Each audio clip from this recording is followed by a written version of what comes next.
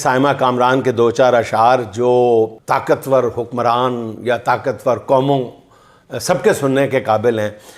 آئے گا وقت قضا تو سب ادا رہ جائے گا، آئے گا وقت قضا تو سب ادا رہ جائے گا، ہر ارادہ باندھنے پہ بھی دھرا رہ جائے گا۔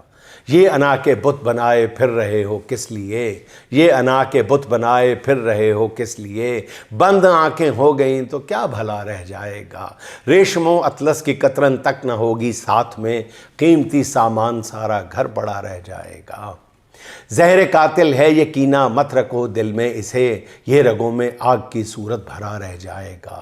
اس وجود خاک پر اتنا تکبر علامہ، اس وجود خاک پر اتنا تکبر علامہ، قبر کی مٹی میں مٹ کے تن تنا رہ جائے گا۔